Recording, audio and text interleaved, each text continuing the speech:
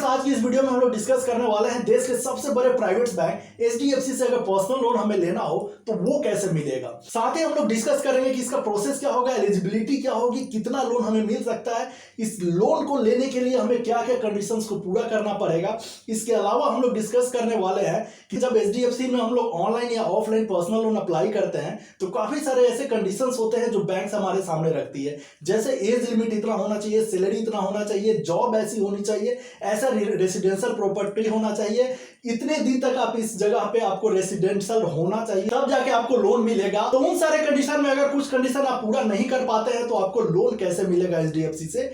तो अगर इस चैनल पे आप नए हैं तो चैनल को सब्सक्राइब करें, बेल आइकन को हिट कर ले और वीडियो को लाइक करें और शेयर करना ना भूलें। और हाँ, इस वीडियो को शुरू से लेकर आखिर तक देखें क्योंकि बीच बीच में हम लोग एक एक प्रॉब्लम का सॉल्यूशन डिस्कस करते जाएंगे। एचडीएफसी से पर्सनल लोन सैलरीड पर्सन को भी मिल सकता है, सेल्फ एम्प्लॉयड है तो भी मिल सकता है और बिजनेसमैन है तो भी आसानी से यहाँ से पर्सनल लोन मिल सकता है, जो 50,000 से लेके 40 लाख तक के बीच का अमाउंट हो सकता है। वो डिपेंड करता है कि आपको कितनी रिक्वायरमेंट है और आप कितने अमाउंट के लिए एलिजिबल है। जो लोन का रीपेमेंट का टेनर होगा वो 12 महीने से लेके 60 महीने तक, यानी 1 साल से लेके 5 साल तक के बीच में आप उस लोन को रीपे कर सकते हैं। अगर आप सैलरीड क्लास में और पर्सनल लोन लेना चाहते हैं तो आप किसी प्राइवेट लिमिटेड कंपनी में जॉब करते होना चाहिए या लिमिटेड कंपनी में या सेंट्रल गवर्नमेंट या स्टेट गवर्नमेंट में आपको जॉब करते रहना होना चाहिए, तभी आप जाके आप यहां से लोन ले सकते हैं। और जो जॉब ड्यूरेशन की रिक्वायरमेंट हो, कम से कम 2 साल आपको जॉब करते हो जाना चाहिए और करेंट जिस कंपनी में है उसमें कम से कम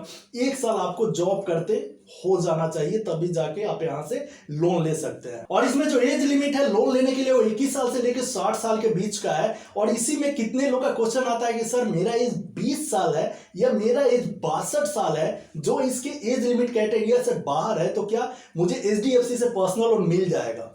बिल्कुल मिल जाएगा। जस्ट आपका जो इनकम प्रूफ होना चाहिए, जो आपका इनकम होना चाहिए वो स्ट्रांग होना चाहिए और साथ ही पर्सनली आप बैंक में जाके विजिट करें, बैंक मैनेजर से मिले और साथ में अपने डॉक्यूमेंट्स दिखाएं और पर्सनल लोन का डिमांड करें। अगर आईसीआईसी बैंक से इसका एज लिमिट को कंपेयर करें तो वो एचडीएफसी का ही अच्छा है, क्योंकि आईसीआईसी में 23 साल से लेकर 58 साल के बीच के लोगों को ही लोन मिलता है। और वहीं एसबीआई की बात करें तो 21 साल से लेकर 58 साल के बीच के लोगों को लोन देता है और वो आपकी कंडीशन को मानेगा भी नहीं, आप कितना भी प्रूफ कर दो कि भाई मेरा इनकम अच्छा है मुझे लोन दे दो। लेकिन जो एचडीएफसी आईसीआईसी बैंक है ये लोग मान लेते हैं और लोन दे देते हैं। और एचडीएफसी से पर्सनल लोन लेने के लिए जो आपकी सैलरी होना चाहिए वो मिनिमम नेट सैलरी 25,000 रुपए पर मंथ होना चाहिए। यहीं अगर आईसीआईसी की बात करें तो वहां 30,000 रुपए पर मंथ की रिक्वायरमेंट है और एसबीआई में 15,000 रुपए पर मंथ की रिक्वायरमेंट है नेट सैलरी की। लेकिन एसबीआई में जाइएगा 15,000 लेके तो वो आपको एंटरटेन भी नहीं करेगा, आपको लोन देने की बात तो दूर है। अब यहाँ पे कितने लोगों का क्वेश्चन आता है कि मेरा नेट सैलरी 20,000 रुपए पर मंथ है या 22,000 रुपए पर मंथ है,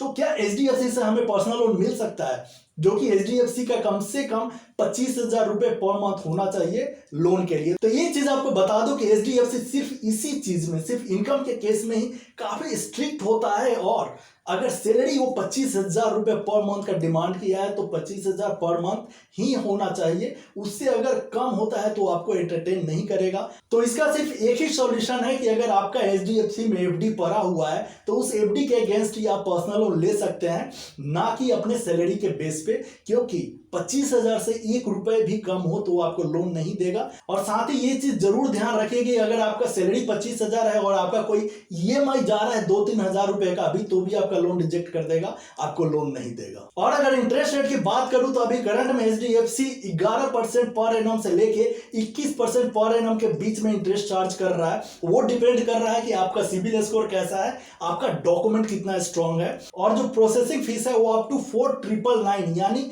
4,999 रुपए चार्ज कर रहा है। यहां पे एक चीज आपको ध्यान रखना चाहिए कि अगर आपका सिबिल स्कोर स्ट्रांग है, 800 प्लस है, आपका डॉक्यूमेंट स्ट्रांग है, तो जो इंटरेस्ट रेट बैंक आपको ऑफर करता है, जो प्रोसेसिंग फीस बैंक आपको ऑफर करता है, उस पे आप डिस्काउंट के लिए बोल सकते हैं। मान लीजिए कि बैंक आपको बोलता है कि आपको पर्सनल लोन पे 12% पर एनम के हिसाब से इंटरेस्ट देना होगा और प्रोसेसिंग फीस 5,000 रुपए, तो आप बोल सकते हैं कि नहीं, मैं इंटरेस्ट रेट 11% दूंगा और प्रोसेसिंग फीस 2,000 रुपए ही दूंगा, क्योंकि मेरा सिबिल स्कोर अच्छा है और मुझसे पैसे आपको रिकवर करने में आसानी होगी, आपके पैसे डूबने के चांसेस कम है, क्योंकि मैं एक बहुत रेपुटेड आदमी हूं। वो मेरा सिबिल स्कोर आपको बता रहा है कि मेरा सिबिल स्कोर स्ट्रांग है तो मैं इतना इंटरेस्ट नहीं दूंगा। और हो सकता है कि बैंक आपकी बात मान जाए और इंटरेस्ट रेट प्रोसेसिंग फीस पे आपको डिस्काउंट दे दे, लेकिन ये सारा कुछ बैंक के मैनेजर पे डिपेंड करता है, वही डिसाइड कर सकता है कि वो देगा नहीं देगा। और अगर लोन ले लेते हैं, अगर उसका प्रीपेमेंट करना चाहते हैं तो एचडीएफसी प्रीपेमेंट भी अलाउ करता है और पार्ट पेमेंट भी अलाउ करता है। प्रीपेमेंट क्या होता है? लोन मैच्योरिटी से पहले ही अगर आप चाहते हैं कि मैं अपना लोन पे कर दूं, उसे लोन प्रीपेमेंट कहते हैं। और पार्ट पेमेंट उसे कहते हैं कि मान लीजिए अगर 5 लाख रुपए अभी आपका बैलेंस रहता है पे करना और आप चाहते हैं कि नहीं मुझे 2 लाख रुपए ही अभी पे करना है, मतलब पार्टली पे करना है, उसे पार्ट प्रीपेमेंट कहते हैं। तो दोनों पेमेंट एचडीएफसी अलाउ करता है। लेकिन हाँ, अगर आप 12 ईएमआई पे करने के बाद आप प्रीपेमेंट करते हैं एचडीएफसी पर्सनल लोन का तो आप पे कोई चार्जेस नहीं लगेगा। लेकिन 12 ईएमआई से पहले अगर प्रीपेमेंट करने जाते हैं तो आपको प्रीपेमेंट चार्जेस देना पड़ सकता है। और जो पार्ट पेमेंट है वो आउटस्टैंडिंग का 25% तक ही आप पार्ट पेमेंट कर सकते हैं और 1 साल के अंदर एक बार ही आप पार्ट पेमेंट कर सकते हैं। और जो प्रीपेमेंट चार्जेस है वो 4% फुल आउटस्टैंडिंग पे है। और बहुत सारे आपने ऐड में देखा होगा इंक्लूडिंग एचडीएफसी के वेबसाइट पे कि 10 सेकेंड में पर्सनल लोन आपको मिल सकता है। वो सिर्फ उस बंदों को मिलता है जिसका प्री अप्रूव्ड पर्सनल लोन रहता है, यानी आपका एचडीएफसी में अकाउंट है और एचडीएफसी आपको pre approved personal loan offer कर रही है, तो आप 10 सेकंड के अंदर वो लोन अवेल कर सकते हो।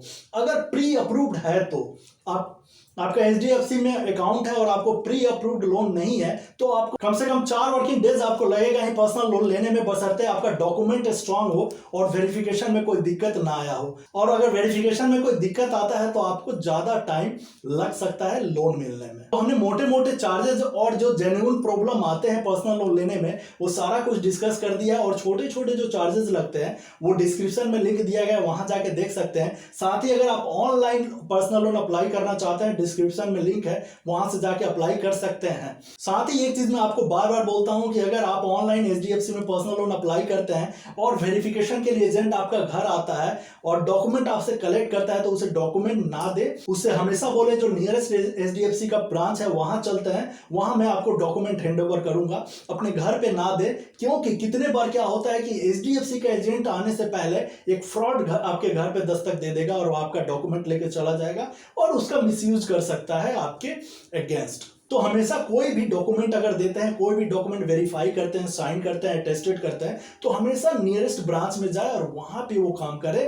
थोड़ा सा आपको दिक्कत तो होगी लेकिन आप सेफ्टी से रहिएगा, आपके साथ कोई फ्रॉड नहीं होगा। और एचडीएफसी से पर्सनल लोन लेने के लिए आपको जो डॉक्यूमेंट लगेंगे वो आइडेंटिटी प्रूफ के लिए voter ID card, driving licence, Aadhaar card, passport आप दे सकते हैं, जो कि आपके एड्रेस प्रूफ में भी आपका काम देगा। साथ ही आपको 3 महीने का बैंक स्टेटमेंट और 2 महीने का लेटेस्ट सैलरी स्लिप आपको देना पड़ेगा। और हाँ, बैंक स्टेटमेंट वही लगेगा जिसमें आपका सैलरी डायरेक्ट आता है। और साथ में करंट ईयर का फॉर्म 16 देना पड़ेगा। और हो सकता है कि बैंक आपसे आपका आईटीआर भी मांग सकता है 3 साल का, वो भी आपको देना पड़ सकता है। तो ये वीडियो आपको कैसा लगा नीचे कमेंट बॉक्स में जरूर बताएं और चैनल को जरूर सब्सक्राइब करें, बेल आइकन को हिट करें और वीडियो को लाइक जरूर करें और शेयर करना तो बिल्कुल ना भूलें। मिलते हैं अगले वीडियो में, तब तक के लिए बाय।